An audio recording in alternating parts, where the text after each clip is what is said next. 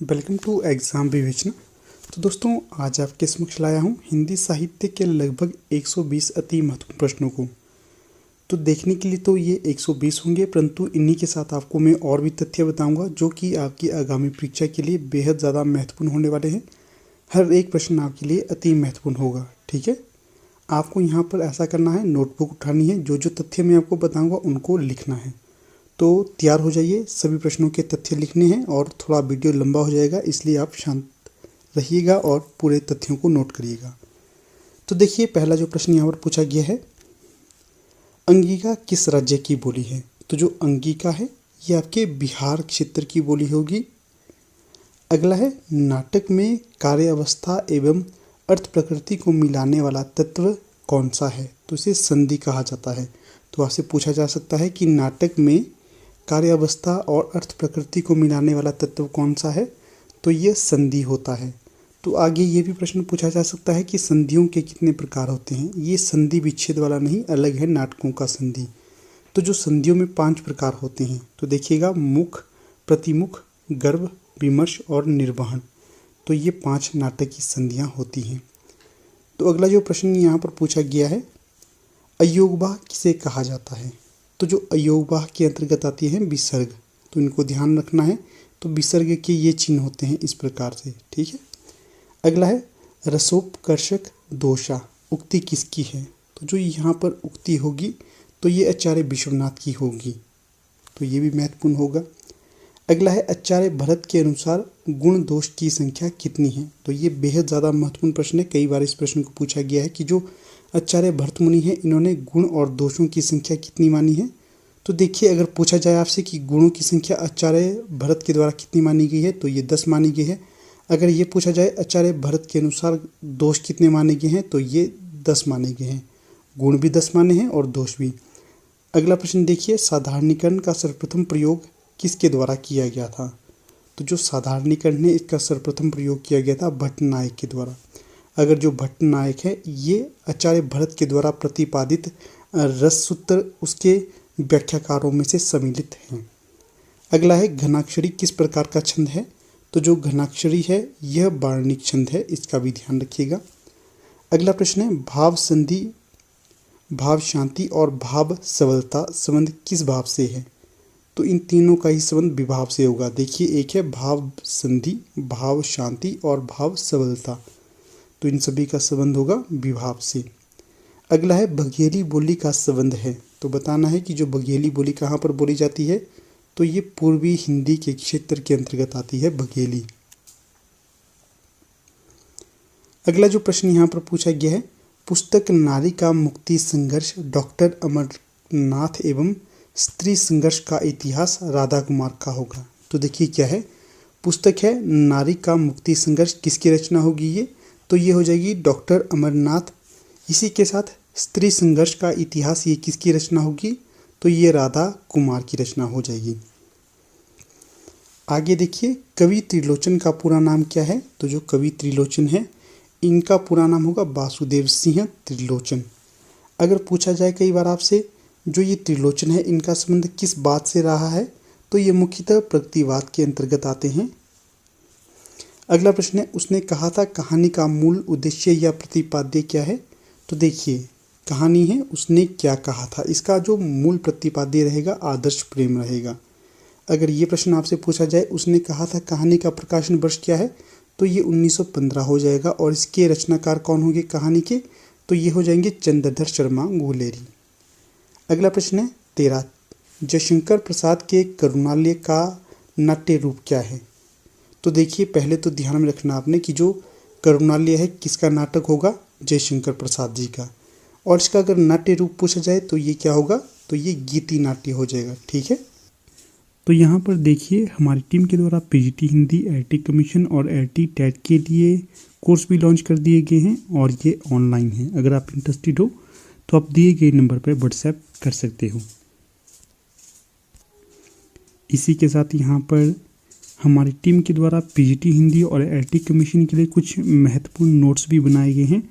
अगर आप इनमें से कुछ भी लेना चाहते हो, तो किसी की भी डिमांड हो, तो आप हमें व्हाट्सएप माध्यम से बता सकते हो। तो ठीक है, अब अपनी वीडियो की ओर रुख करते हैं।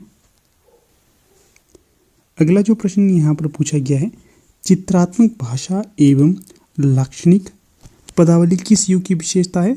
तो ये छायावाद की विशेषता थी, चित्रात्मक भाषा और लाक्षणिक पदावली। ठीक है, ये दोनों ही विशेषताएं छायावाद की रही हैं। अगला है, तो देखिए यहाँ छायावाद से भी आपसे प्रश्न कई बार ये बनता है कि छायावाद का प्रवर्तक किसे माना जाता है? सर्वमत के अनुसार अगर पूछा जाए तो ये जयशंकर प्रसाद को माना जाता है। अगर छायावाद के 4 आधार स्तंभ पूछे जाए तो उनमें जयशंकर प्रसाद, सुमित्रानंदन पंत और अपने निराला जी और महादेवी वर्मा, ये छायावाद के 4 आधार स्तंभ हैं। इसका भी ध्यान रखना है। अगला प्रश्न है 15, जिस प्रकार आत्मा की मुक्तावस्था ज्ञान दशा कहलाती है, उसी प्रकार हृदय की मुक्तावस्था रस दशा कहलाती है। तो प्रस्तुत कथन किसका होगा? तो ये आचार्य रामचंद्र शुक्ल जी का हो जाएगा। अगला प्रश्न देखिए 16, हिंदी के किस उपन्यासकार ने अपने उपन्यास में सिंधु नदी के पश्चिमी तट के अबाण हिस्से का जिक्र किया है? तो ये किया है द्रोणवीर कोहली के द्वारा। और किस उपन्यास में किया है? तकसीम में। जो तकसीम नामक उपन्यास है, इसमें द्रोणवीर कोहली ने सिंधु नदी के पश्चिमी तट अबाण क्षेत्र के बारे में जिक्र किया है। अगर आपसे ये प्रश्न पूछा जाए, द्रोणवीर कोहली मुख्यतः किस विधा के रचनाकार थे? तो ये उपन्यास के प्रमुख रचनाकार माने जाते हैं। अगला प्रश्न है 17, क्या पूछा गया है? गांधी जी के दक्षिणी अफ्रीका प्रवास की घटना का वर्णन किस उपन्यास में है? तो ये होगा पहला गिरमिटिया नामक उपन्यास में। तो इसका जो विषय है ये गांधी जी पर आधारित है, जिसमें दक्षिणी अफ्रीका प्रवास की घटना का वर्णन किया गया है। अगला प्रश्न है 18, कला कलाकार के आनंद की श्रेय और प्रेय तथा आदर्श को समन्वित करने वाली प्रभावोत्पादक अभिव्यक्ति है। प्रस्तुत कथन किसका होगा? तो ये बाबू गुलाब राय का होगा। अगर आपसे ये प्रश्न पूछा जाए कि जो गुलाब राय जी हैं, इनका संबंध मुख्यतः किस विधा से रहा है? तो इनका मुख्यतः संबंध रहा है निबंधों से। इन्होंने अत्यधिक निबंधों की रचना की है। अगला प्रश्न देखिएगा, किस एक उपन्यासकार ने बाबरी विध्वंस पर उपन्यास लिखा है? तो ये लिखा है दूधनाथ सिंह के द्वारा। और कौन सा उपन्यास है वो? तो वो है आखिरी कलाम। जो आखिरी कलाम है यह दूधनाथ सिंह का उपन्यास होगा और इसका विषय है बाबरी विध्वंस। विधा याद रखिएगा, उपन्यास विधा की रचना है। अक्सर उपन्यास जो विधाएं होती हैं, यहाँ से प्रश्न बनता है। अगला प्रश्न है, रमेश चंद्र शाह के उपन्यास गोबर गणेश का नायक कौन है? तो जो गोबर गणेश का नायक होगा तो ये विनायक होगा। तो ध्यान रखिएगा, जो गोबर गणेश है इसका नायक कौन है? विनायक है। और गोबर गणेश किसका उपन्यास है? रमेश चंद्र शाह का। अगर ये पूछा जाए गोबर गणेश की विधा क्या है, तो ये उपन्यास हो जाएगी। अगला प्रश्न है 21, विनोद कुमार शुक्ल का कौन सा उपन्यास घटना विहीन उपन्यास है? तो ये हो जाएगा नौकर की कमीज। यह उपन्यास है और किसका उपन्यास है? विनोद कुमार शुक्ल का, और यह घटना विहीन उपन्यास है। अगला प्रश्न है, त्रोइका उपन्यास किन 3 उपन्यासों का संयुक्त नाम है? तो पहला हो जाएगा स्नोफॉल, क्या होगा? स्नोफ्लावर। दूसरा हो जाएगा पेगी करमेर की रूहानी यात्रा, और तीसरा हो जाएगा जोंके। ये 3 जो उपन्यास है इनका संयुक्त नाम हो जाएगा त्रयोइका। अगला प्रश्न देखिएगा 23, हमारा सबसे बड़ा विद्रोह यह है कि कला को जीवन से विमुख नहीं होने देना चाहिए। यह नहीं हो सकता कि जीवन जलता रहे और कला बांसुरी बजाती रहे। किसका कथन होगा? माखनलाल चतुर्वेदी जी का ये कथन हो जाएगा। अगला है 99 उपन्यास रविंद्र वर्मा का है, जो झांसी और झांसी निवासी रामदयाल के परिवार को केंद्र में रखकर रचा गया है। तो ध्यान में रखना है कि जो 99 है ये क्या है? यह एक उपन्यास है। किसका उपन्यास होगा? रविंद्र वर्मा का होगा। और इसका विषय क्या है? झांसी क्षेत्र में रह रहे निवासी रामदयाल के परिवार को केंद्र में रखा गया उपन्यास होगा ये। अगला प्रश्न है, किसने अपनी जीवनी ऋषि जैमिनी बरुआ को बोलकर लिखाई थी? तो ये थे माखनलाल चतुर्वेदी। अगला है, प्रणब कुमार बंदोपाध्याय के किन 2 उपन्यासों का संदर्भ अयोध्या कांड है? तो एक तो हो जाएगा पदातिक और दूसरा हो जाएगा पंचवटी। ये दोनों ही उपन्यास किसके होंगे? प्रणब कुमार बंदोपाध्याय के, और इसका संदर्भ अयोध्या कांड से है। अगला प्रश्न है 27, कौन सा उपन्यास कमलाकांत त्रिपाठी ने 1857 की घटना को केंद्र में रखकर लिखा है? तो ये हो जाएगा पाहीघर।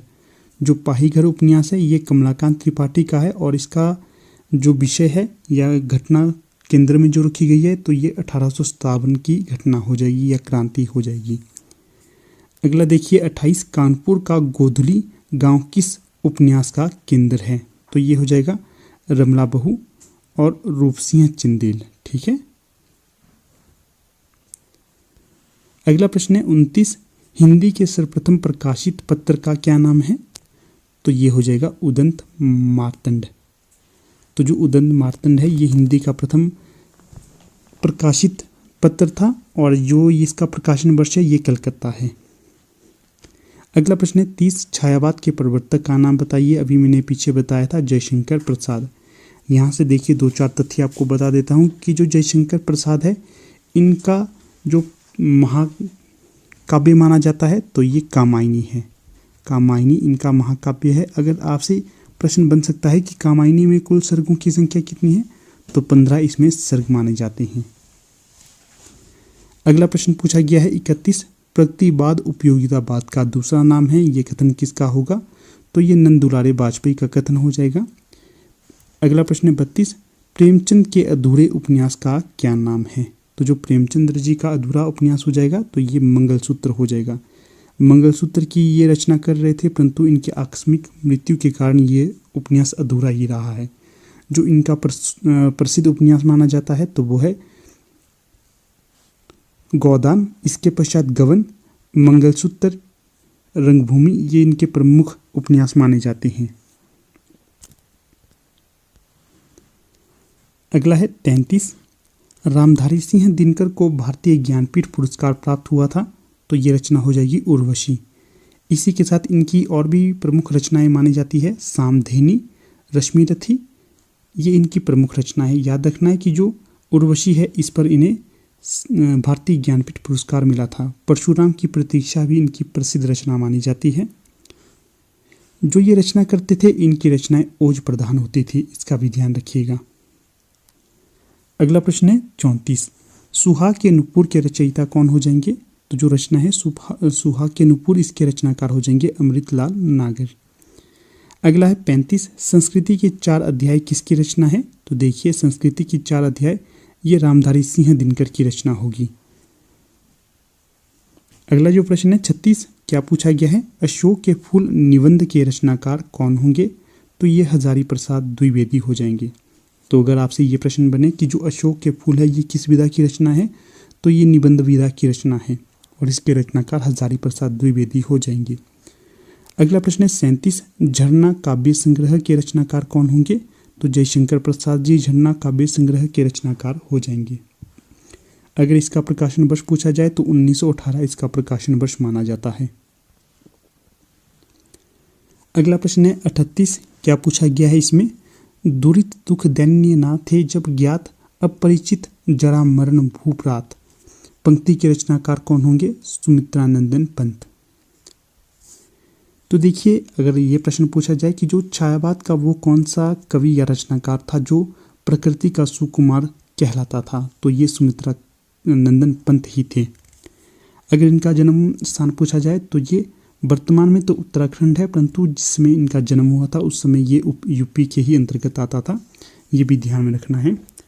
आगे देखिए 39 निराला के राम तुलसी के राम से भिन्न और भभूति के राम के निकट है, ये कथन हिंदी के किस आलोचक का होगा? तो ये कथन हो जाएगा रामविलास शर्मा का।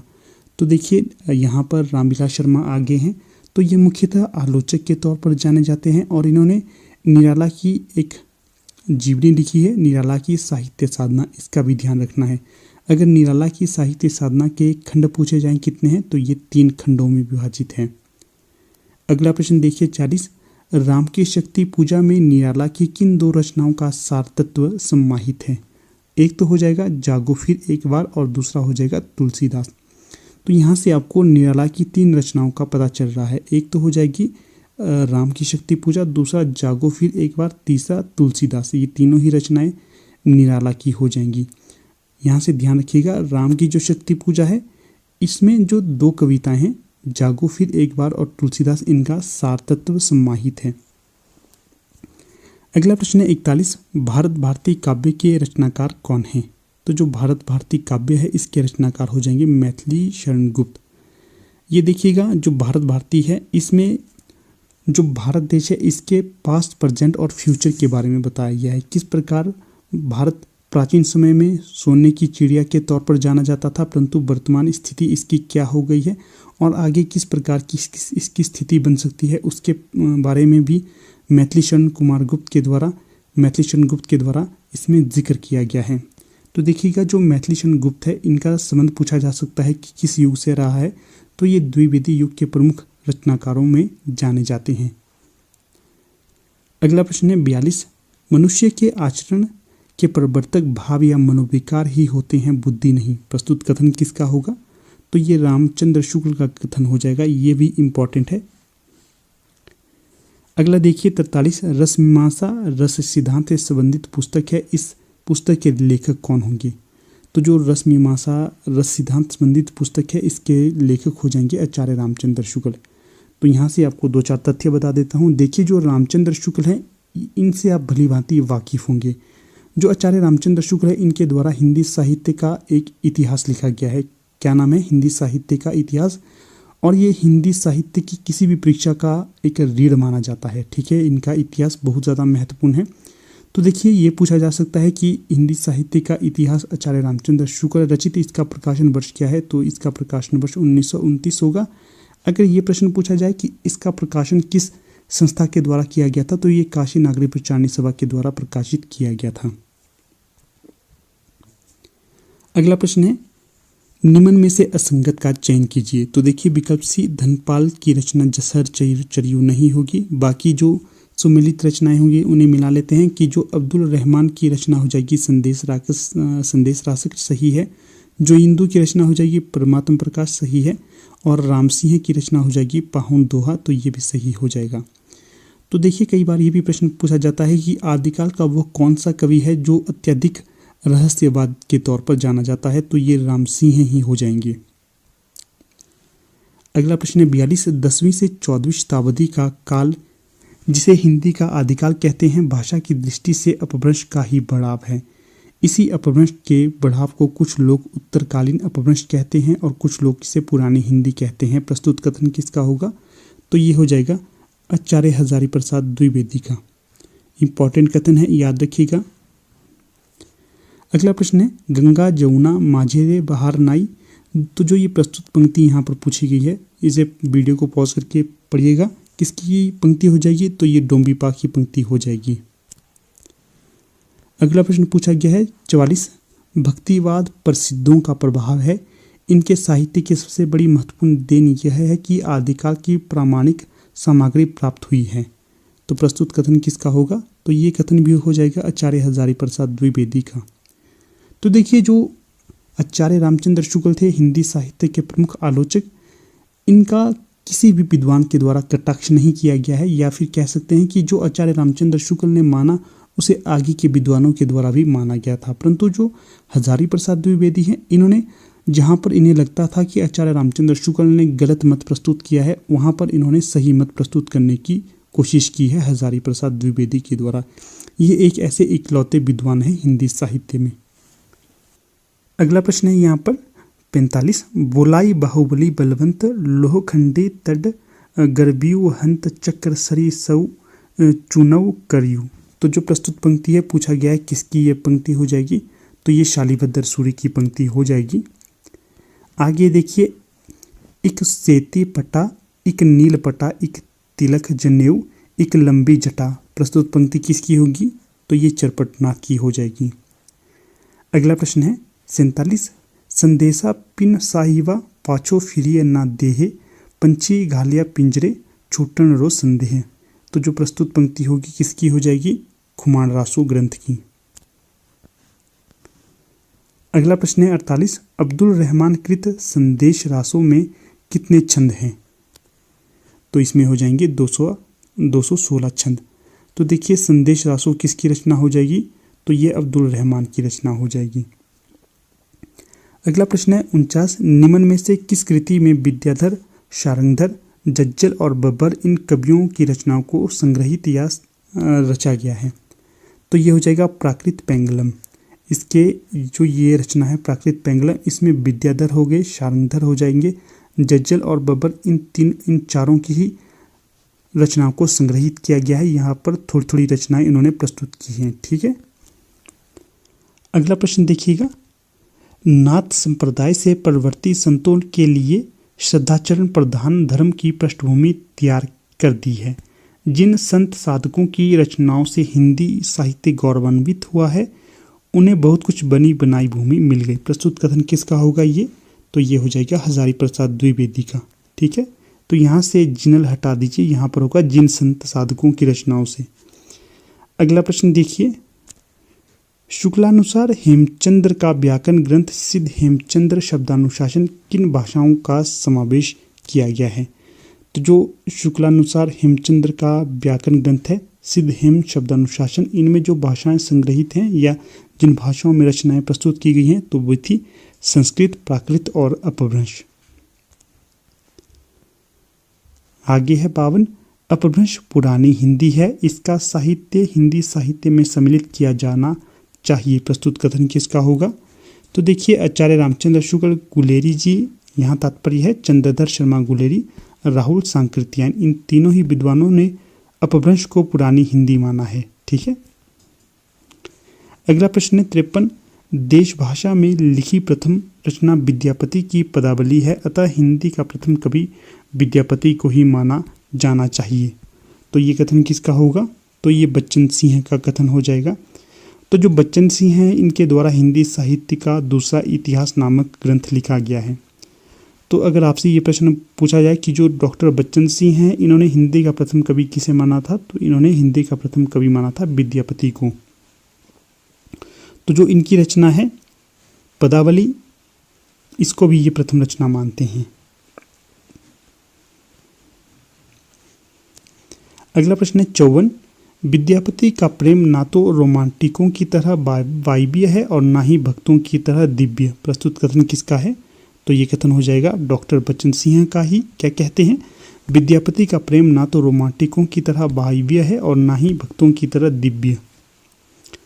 अगला प्रश्न 55। अपभ्रंश के वाल्मीकि किस जैन कवि को कहा जाता है? तो जो स्वयंभू है, इन्हें अपभ्रंश का वाल्मीकि कहा जाता है और इनका संबंध किस धर्म से रहा है? जैन संप्रदाय से संबंधित रहे हैं स्वयंभू। अगला प्रश्न है 56। आचार्य रामचंद्र शुक्ल का रामकुमार वर्मा के अनुसार गोरखनाथ का समय क्या है? तो यहाँ पर प्रश्न मिस टाइप हुआ है, तो यहाँ पर होगा आचार्य रामचंद्र शुक्ल और रामकुमार वर्मा के अनुसार गोरखनाथ का समय क्या होगा? तो ये हो जाएगा 13वीं शती। तो देखिए जो गोरखनाथ थे, इनके द्वारा नाथों की वास्तविक रूप से स्थापना की गई थी। अगर ये प्रश्न पूछा जाए कि जो नाथों की संख्या कितनी है, तो नाथों की संख्या 9 है। सिद्धों की संख्या कितनी है? तो सिद्धों की संख्या 84 है। अगला जो प्रश्न है, अंजन माही निरंजन भेटिया तिल मुख भेटिया तेल। तो जो ये प्रस्तुत पंक्ति होगी किसकी होगी? ये गोरखवाणी जो रचना है वहाँ से उठाई गई है।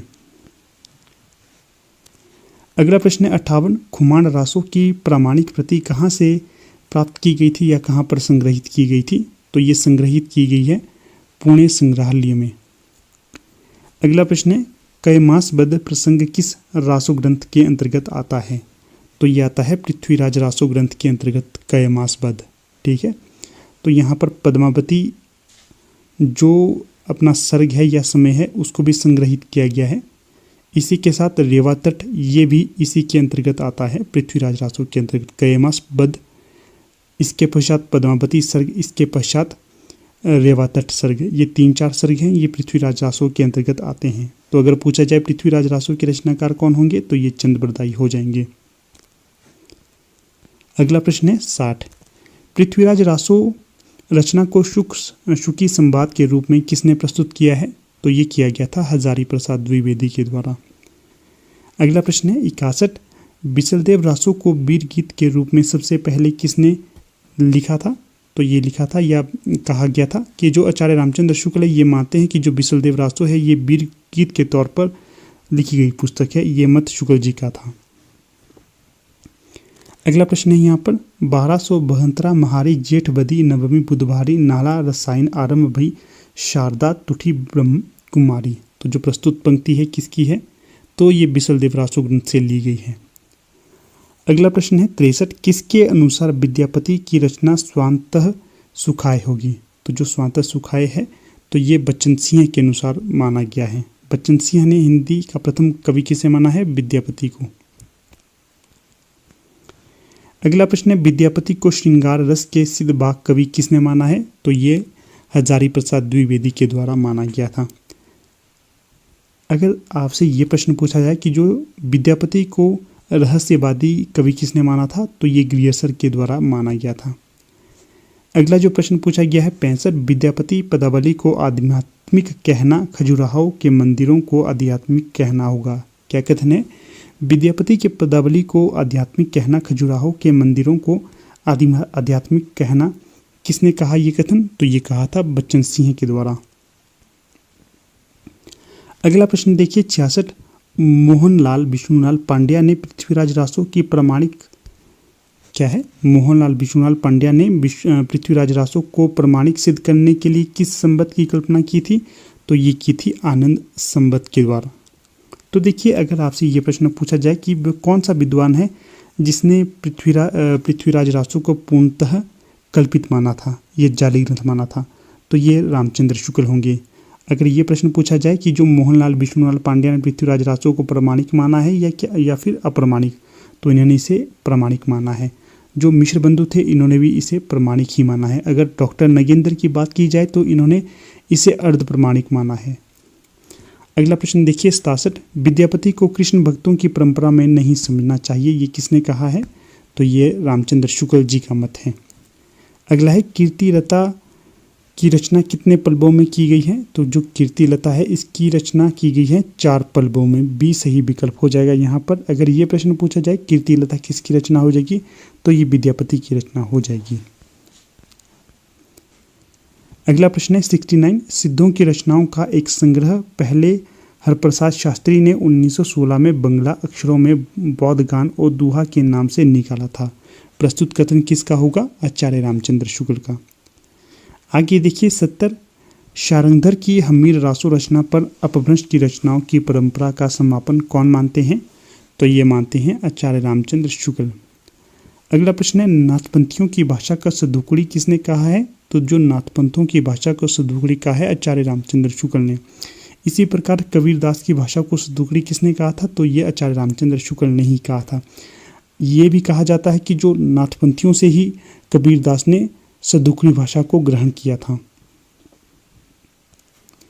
अगला प्रश्न है 72 डॉक्टर नगेंद्र के अनुसार इतिहासकार ने क्या है, डॉक्टर नगेंद्र के अनुसार किस इतिहासकार ने अपने इतिहास ग्रंथ में अपभ्रंश साहित्य को हिंदी साहित्य से अलग मानकर उसे पूर्व पीठिका के रूप में प्रस्तुत किया है, तो ये थे आचार्य रामचंद्र शुक्ल। फिर देखिए तो यहाँ से देखिएगा एक प्रश्न आपसे बन सकता है कि यहाँ पर आपको 4 विद्वान दिए जाएंगे, एक दिए जाएंगे गणपति चंद्रगुप्त, एक दिए जाएंगे डॉक्टर नगेंद्र, एक दिए जाएंगे आचार्य रामचंद्र शुक्ल, एक दिए जाएंगे हजारी प्रसाद द्विवेदी। अब आपसे ये प्रश्न पूछा जाएगा कि निम्न में से किस इतिहासकार ने इतिहास ग्रंथ नहीं लिखा है, तो जो डॉक्टर नगेंद्र होंगे इनके द्वारा इतिहास ग्रंथ नहीं लिखा गया है, इन्होंने इतिहास ग्रंथ को सिर्फ संपादित किया है। बाकी जो 3 विद्वान होंगे गणपति चंद्रगुप्त, हजारी प्रसाद द्विवेदी, रामचंद्र शुक्ल, इन तीनों के द्वारा ही इतिहास ग्रंथ लिखा गया है। अगला प्रश्न है 73 सुनीति कुमार चटर्जी ने उक्ति व्यक्ति प्रकरण की भाषा को कहा है, तो जो उक्ति व्यक्ति प्रकरण है इसकी भाषा को कहा है सुनीति कुमार चटर्जी ने प्राचीन कोसली। अगला देखिए 74 अपभ्रंश को पुरानी हिंदी नहीं मानने वाले इतिहासकार थे, तो जो अपभ्रंश को पुरानी हिंदी नहीं माना है तो ये हजारी प्रसाद द्विवेदी ने नहीं माना है। बाकी चंद्रधर शर्मा गुलेरी, रामचंद्र शुक्ल और राहुल सांकृत्यायन, इन तीनों के द्वारा ही अपभ्रंश को पुरानी हिंदी माना गया है। अगला है 75 हिंदी का संतमत काव्य पूर्ववर्ती सिद्धों व नाथपंथियों के साहित्य का सहज विकसित रूप है, किसका मत होगा ये, तो ये हजारी प्रसाद द्विवेदी का ही मत है कि जो हिंदी का संत काव्य पूर्ववर्ती सिद्धों व नाथपंथियों के साहित्य का सहज विकसित रूप है। पहले ही मैंने आपको ये बता दिया था तथ्य। फिर देखिए 76 हिंदू समाज में नीचे से नीचे समझे जाने वाली जाति भी अपने से नीची एक जाति ढूंढ लेती है। प्रस्तुत कथन किसका होगा? तो ये हजारी प्रसाद द्विवेदी का ही होगा। द्विवेदी जी कहते हैं कि हिंदू समाज में नीचे से नीचे समझे जाने वाली जाति भी अपने से नीची एक जाति ढूंढ लेती है। फिर है 77 परमार रासो को अर्धप्रमाणिक किसने माना है? तो जो परमार रासो है इसे हजारी प्रसाद द्विवेदी के द्वारा अर्धप्रमाणिक माना गया है। इसी प्रकार जो अपना पृथ्वीराज रासो है इसे भी हजारी प्रसाद द्विवेदी के द्वारा अर्धप्रमाणिक माना गया था। अगर आपसे ये प्रश्न पूछा जाता है कि वो कौन सा काल है जिसमें अत्यधिक अर्धप्रमाणिक किया, उस काल की रचनाओं को जाली ग्रंथ ठहराया गया है, तो वो काल होगा आदिकाल। तो देखिए जैसे अपना परमार रासो हो गया, पृथ्वीराज रासो हो जाएगा, कुमार रासो हो गया, इन सभी ग्रंथों के ऊपर अलग अलग विद्वानों ने प्रश्न चिन्ह उठाए थे, इसलिए इन्हें अर्धप्रमाणिक, प्रमाणिक या फिर जाली ग्रंथ ठहराया गया है। अगला प्रश्न है 78 हजारी प्रसाद द्विवेदी अपभ्रंश को हिंदी से अलग रखना चाहते थे, फिर भी उन्होंने उत्तर अपभ्रंश कालीन साहित्य को आदिकाल की सामग्री मानकर उसका विवेचन किया है। प्रस्तुत कथन किसका होगा? तो ये डॉक्टर नगेंद्र का ही कथन हो जाएगा। अगला प्रश्न देखिए 79 आदिकाल को अत्यधिक विरोधों और व्याघातों का युग किसने कहा है? तो ये हजारी प्रसाद द्विवेदी के द्वारा ही कहा गया है। तो यहाँ पर देखिए हजारी प्रसाद द्विवेदी के द्वारा जो हिंदी साहित्य का इतिहास लिखा गया है, हिंदी साहित्य का आदिकाल, हिंदी साहित्य की भूमिका और हिंदी साहित्य का उद्भव और विकास, ये इनके द्वारा लिखे गए हिंदी साहित्य के इतिहास हैं। 3 इतिहास ग्रंथ इनके द्वारा प्रस्तुत किए गए हैं जो यहाँ पर इतिहास ग्रंथ के तौर पर ठहरते हैं। फिर देखिए 80 अभिमान मेरु किसे कहा जाता है? तो जो पुष्पदंत है इन्हें अभिमान मेरु कहा जाता है। अगर पूछा जाए पुष्पदंत का संबंध किस धर्म से रहा है, तो ये भी जैन साहित्यकार के तौर पर जाने जाते थे और इनका संबंध आदिकाल से रहा है। अगला प्रश्न है 83 भारत में सर्वाधिक लोगों द्वारा कौन सी भाषा बोली जाती है? तो ये बोली जाती है हिंदी। अगर पूछा जाए भाषा के तौर पर, अगर ये पूछा जाए बोली के तौर पर, तो ये भोजपुरी हो जाएगी। अगर ये प्रश्न बने आपसे कि हिंदी की लिपि कौन सी है, तो हिंदी की लिपि देवनागरी हो जाएगी। अगला प्रश्न देखिए 84 संविधान के किस अनुच्छेद के अनुसार हिंदी भारत की राजभाषा है? तो ये अनुच्छेद 343(1) के अनुसार होगा। याद रखिएगा, इंपॉर्टेंट है ये प्रश्न, कई बार पूछा जाता है। अगला प्रश्न है 85 हिंदी दिवस किस तिथि को मनाया जाता है? तो ये मनाया जाता है 14 सितंबर को। अगर पूछा जाए विश्व हिंदी दिवस कब मनाया जाता है, तो ये प्रश्न का उत्तर आप दीजिएगा। अगला प्रश्न देखिए 86 मैथिली किस राज्य की भाषा है? तो जो मैथिली होगी ये बिहार राज्य की भाषा हो जाएगी। अगला प्रश्न है 87 भारत के प्रथम राष्ट्र कवि कौन है? तो ये मैथिली शरण गुप्त हो जाएंगे। और किन्होंने मैथिली शरण गुप्त को भारत का राष्ट्र कवि कहा था? तो ये कहा था महात्मा गांधी के द्वारा। अगला प्रश्न देखिए 88 आधुनिक युग की मीरा किसे कहा जाता है? तो जो आधुनिक युग की मीरा कहा जाता है महादेवी वर्मा को कहा जाता है। तो मैंने बताया था आपको कि जो महादेवी वर्मा है इनका संबंध किस बात से रहा है, तो इसका भी आप उत्तर दीजिएगा, महादेवी वर्मा किस बात से रही हैं। अगला प्रश्न है 89 हिंदी विषय पर प्रथम ज्ञानपीठ पुरस्कार प्राप्त करने वाले कौन विद्वान है? तो ये है सुमित्रानंदन पंत। तो जो सुमित्रानंदन पंत है इनकी जो प्रथम रचना मानी जाती है गिरजे का घंटा, ठीक है। पल्लव इनकी अत्यधिक प्रचलित काव्य संग्रह के तौर पर जाना जाता है। और जो परिवर्तन नामक इनकी कविता है तो ये परिवर्तन पर आधारित होती है। अगला प्रश्न है 90 कलम का सिपाही किसे माना जाता है? तो जो मुंशी प्रेमचंद्र है इन्हें कलम का सिपाही कहा जाता है। इनकी जो धर्मपत्नी थी शिवरानी देवी, इनके द्वारा प्रेमचंद घर में है नामक इनकी जीवनी लिखी गई है। उसी प्रकार से इनके पुत्र थे अमृत राय, इन्होंने भी इनके ऊपर जीवनी लिखी है, तो उसका नाम है कलम का सिपाही। अगला है 91 साहित्यकार अज्ञे का पूरा नाम क्या था? तो जो साहित्यकार थे अज्ञे, इनका पूरा नाम था सच्चिदानंद हीरानंद बादशाहन अज्ञे। इसे नोट कीजिएगा, कई बार इंटरव्यू में ये प्रश्न पूछा जाता है कि जो अज्ञे जी हैं इनका पूरा नाम क्या था? तो सच्चिदानंद हीरानंद बादशाहन अज्ञे इनका पूरा नाम था। तो यहाँ पर देखिएगा इनकी कई रचनाएं पूछी जाती है और कई काव्य संग्रह पूछे जाते हैं। तो इनकी जो अत्यधिक प्रचलित कविता थी असाध्य वीणा, काफ़ी बार पूछा जाता है कि जो असाध्य वीणा किसकी कविता है, तो अज्ञे की कविता इसे माना जाता है। ये लंबी कविता है इनकी। इसी प्रकार इनकी जो दूसरी है सांप, ये भी इन्हीं की कविता है। अगर इनकी जो उपन्यासों के बारे में हम चर्चा करें, शेखर एक जीवनी इनकी प्रचलित और मुख्य तौर पर जाने जाने वाली रचना है उपन्यास के तौर पर। शेखर एक जीवनी, अपने अपने अजनबी, यह भी इन्हीं का रचित उपन्यास है। अज्ञे के द्वारा ही जो अपने आचार्य हजारी प्रसाद द्विवेदी है, इन्हें आधुनिक काल का बाणभट्ट कहा है। अगला प्रश्न देखिए 92, हिंदी का प्रथम पत्र कौन सा है? पात्र नहीं होगा, यहाँ पर पत्र होगा। तो जो उदंत मार्तंड है, इसे हिंदी का प्रथम पत्र कहा जाता है और ये कलकत्ता से प्रकाशित होता था और यह एक साप्ताहिक पत्र था। अगला प्रश्न देखिए 93, भारत में संस्कृत माँ है, हिंदी बहुरानी है, अंग्रेजी नौकरानी है। किस महापुरुष के ये अनमोल वचन हो जाएंगे? तो देखिए ये डॉक्टर कामिल बुल्के हैं। एक तौर पे ये एक अंग्रेज थे, फिर भी इन्होंने भारत में संस्कृत को माँ कहा है, हिंदी को बहुरानी कहा है और अंग्रेजी को नौकरानी कहा। अगला प्रश्न देखिएगा 94, भारत का शेक्सपियर किसे कहा जाता है? तो जो कालिदास हैं, इन्हें भारत का शेक्सपियर कहा जाता है।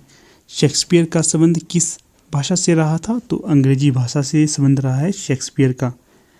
अगला प्रश्न देखिए 95, मध्य प्रदेश के किस जिले को देश का प्रथम हिंदी साक्षर जिला घोषित किया गया है? इंपॉर्टेंट प्रश्न है ये भी। तो ये होगा नरसिंहपुर को। अगला देखिए 96, रामधारी सिंह दिनकर को किस रचना के लिए ज्ञानपीठ पुरस्कार मिला था? तो ऊपर हमने डिस्कस किया था, तो उर्वशी को। अगला है 97, देश का पहला राष्ट्रीय हिंदी संग्रहालय कहाँ पर स्थापित किया गया है? तो ये आगरा में किया गया है। अगला प्रश्न है 98, विश्व में सर्वाधिक भाषाएं किस देश में बोली जाती हैं? तो ये भारत देश में बोली जाती हैं। अगला है 99, संविधान की 8वीं अनुसूची के अनुसार कितनी भाषाओं को राजभाषा के रूप में संवैधानिक दर्जा दिया गया है? तो ये 22 भाषाएं हैं। अगला है 100, हिंदी की वर्णमाला में कितने स्वर और कितने व्यंजन हैं? तो 11 स्वर हैं और 33 व्यंजन हैं। अगला है 101, हिंदी में आशुलिपि के जन्मदाता किसे कहा जाता है? तो ये राधेलाल द्विवेदी होंगे। फिर है महादेवी वर्मा को किस रचना के लिए ज्ञानपीठ पुरस्कार दिया गया था? तो ये यामा के लिए दिया गया था। इनकी जो प्रमुख रचना है नीरजा होगी, ये भी इनकी प्रमुख रचना है नीरजा। अगला देखिए 103, आधुनिक युग के चरण हैं। तो बताना है कि आधुनिक युग के चरण किसे कहा जाता है? तो रामधारी सिंह दिनकर को। देवताओं की लिपि किसे कहा जाता है? देवनागरी लिपि को। अगला है 105, हिंदी भाषा का प्रथम महाकाव्य किसे कहा जाता है? तो ये पृथ्वीराज रासो है, इसे हिंदी का प्रथम महाकाव्य कहा जाता है और जो चंद्रप्रदाई इसके रचनाकार हो जाएंगे। इसी के साथ देखिए 2-4 प्रश्न और बता देता हूँ आपको। कई बार ये प्रश्न पूछा जाता है कि जो रामचरितमानस है ये किसकी रचना है? तो ये तुलसीदास की रचना हो जाएगी और इसकी भाषा पूछी जाए तो ये अवधी हो जाएगी। तो अगर आपसे ये प्रश्न पूछा जाए कि सूरसागर किसकी रचना हो जाएगी? तो ये सूरदास की रचना हो जाएगी और इसकी जो भाषा होगी ब्रजभाषा में ये रचित है। फिर आपसे ये प्रश्न पूछा जाता है कि जो पद्मावत है ये किसकी रचना है? तो जो पद्मावत है ये जायसी की रचना मानी जाती है और अगर इसकी भाषा पूछी जाए तो इसकी भाषा अवधी हो जाएगी। अगला प्रश्न देखिए 106, हिंदी गद्य के प्रतिष्ठापक कौन है? यहाँ पर गद्य नहीं गद्य होगा। तो हिंदी गद्य के प्रतिष्ठापक हो जाएंगे आचार्य महावीर प्रसाद द्विवेदी। यहाँ पर देखिए महावीर प्रसाद द्विवेदी का नाम आ गया है तो ये इम्पॉर्टेंट हो जाते हैं। जो महावीर प्रसाद द्विवेदी हैं इन्होंने सरस्वती पत्रिका का संपादक पद कब संभाला था? तो 1903 से लेकर 1920 तक, 18-20 तक मान सकते हैं आप। तो जो जब से इन्होंने सरस्वती पत्रिका का संपादन भार संभाला था उसके पश्चात से इन्होंने खड़ी बोली में रचनाएं लिखनी और छापनी शुरू कर दी थी। इन्होंने स्पष्ट रूप से कह दिया था कि जो अगर आपने सरस्वती पत्रिका में कविताएं छपवानी है तो आपको खड़ी बोली में ही लिखना पड़ेगा। इसी के साथ आपको व्याकरण की शुद्धता पर भी ध्यान देना पड़ेगा। ऐसे ही किसी रचना को ये नहीं छापते थे।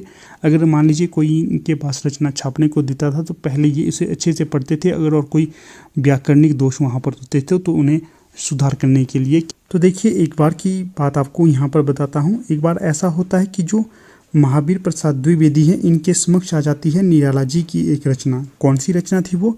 जूही की कली।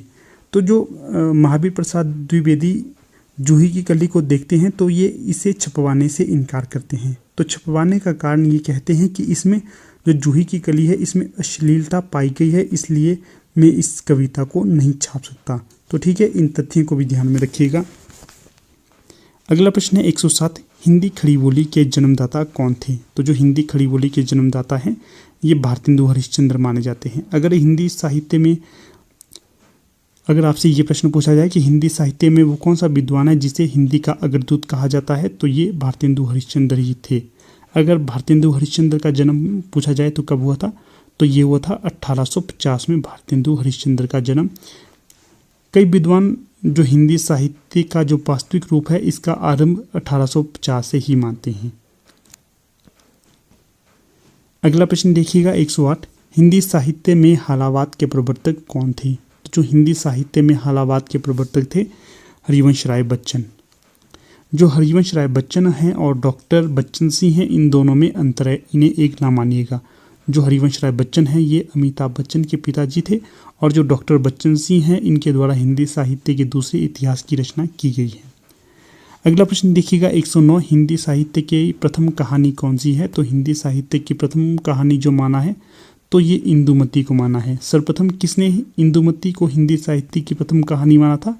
तो ये माना गया था अपने आचार्य रामचंद्र शुक्ल के द्वारा। और इसका प्रकाशन वर्ष अगर पूछा जाए तो ये 1900 इसका प्रकाशन वर्ष है।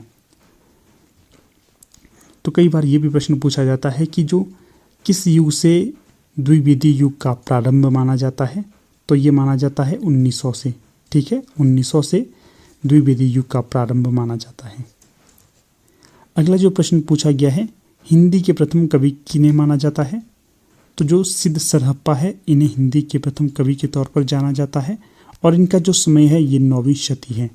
अगर ये प्रश्न पूछा जाए जो सरहप्पा है इन्हें हिंदी का प्रथम कवि किसे माना गया था, किसके द्वारा माना गया था, तो ये राहुल सांकृत्यायन के द्वारा इन्हें हिंदी का प्रथम कवि माना गया था। अगला प्रश्न है 111, हिंदी की प्रथम रचना कौन सी है? तो जो श्रावकाचार है ये हिंदी की प्रथम रचना मानी जाती है और किसके द्वारा इसे लिखा गया है? तो आचार्य देवसेन के द्वारा इसे लिखा गया है और जो देवसेन थे इनका संबंध जैन साहित्य परंपरा से रहा है।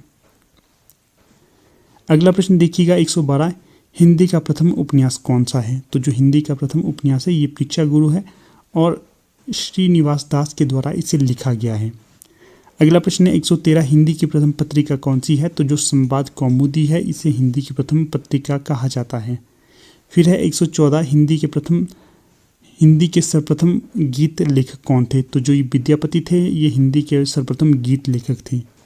अगला है 115, हिंदी की सर्वप्रथम दैनिक समाचार पत्र कौन सा था? तो ये समाचार सुधावर्षन था, हिंदी का प्रथम दैनिक समाचार पत्र। फिर हिंदी की प्रथम एकांकी कौन सी है? तो ये एक घूंट, इसे हिंदी की प्रथम एकांकी माना जाता है और जयशंकर प्रसाद इसके रचनाकार हो जाएंगे। फिर देखिए 117, मैला आंचल उपन्यास के लेखक कौन होंगे? तो जो मैला आंचल उपन्यास है इसके लेखक हो जाएंगे फणीश्वर नाथ रेणु। अगर ये प्रश्न पूछा जाए कि जो मैला आंचल है ये किस प्रकार का उपन्यास है, तो ये एक आंचलिक उपन्यास है। इसी उपन्यास से आंचलिक उपन्यासों की शुरुआत मानी जाती है। अगला और आज का अंतिम प्रश्न देखिए 118, हिंदी साहित्य के इतिहास को कितने कालखंडों में विभाजित किया जाता है? बेहद ज़्यादा महत्वपूर्ण प्रश्न है। तो हिंदी साहित्य के इतिहास को 4 कालखंडों में विभाजित किया जाता है और वो कौन कौन से 4 कालखंड है? तो देखिए आदिकाल, भक्तिकाल, रीतिकाल और आधुनिक काल। तो कई बार यहाँ नामकरण से भी प्रश्न पूछा जाता है कि जो हिंदी साहित्य का आरंभिक काल है इसे आदिकाल नाम किसके द्वारा दिया गया था? तो जो आचार्य हजारी प्रसाद द्विवेदी हैं इन्होंने आदिकाल को आदिकाल नाम दिया गया था। अगर ये प्रश्न पूछा जाए आदिकाल को वीरगाथा का नाम किसके द्वारा दिया गया था? तो आदिकाल को वीरगाथा का नाम दिया गया था आचार्य रामचंद्र शुक्ल के द्वारा। आदिकाल को, इसके पश्चात जो मध्यकाल है इसे भक्तिकाल भी कहा जाता है और रीतिकाल को उत्तर मध्यकाल भी कहा जाता है। कई बार ये भी प्रश्न पूछा जाता है सीधे सीधे, हिंदी साहित्य का वो कौन सा काल है जिसके नामकरण पर सर्वाधिक विवाद है? तो ये आदिकाल ही होगा। कई विद्वानों के द्वारा से कई नाम प्रदान किए गए हैं, इसलिए ये सर्वाधिक विवाद से भरा हुआ काल माना जाता है। तो देखिए अब यहाँ पर हमारी वीडियो का समापन हो जाता है। हमने लगभग 118 प्रश्नों को डिस्कस किया। अगर हम तथ्यों की बात करें तो ये लगभग 200 प्रश्नों की और इंगित हो जाते हैं, लगभग 200 प्रश्न। अगर आपने इसे ढंग से पढ़ा होगा, इस वीडियो को ढंग से देखा होगा, तो यहाँ से आपको बहुत ज़्यादा हेल्प हुई होगी आपको एग्ज़ाम को क्रैक करने के लिए। ठीक है, तो अब यहाँ पर अपनी वीडियो को समापन कर लेते हैं। आप लोगों को अगर ये वीडियो अच्छी लगी हो तो इसे ज़्यादा से ज़्यादा लाइक, शेयर और चैनल को सब्सक्राइब अवश्य करेगा। तो ठीक है, थैंक यू।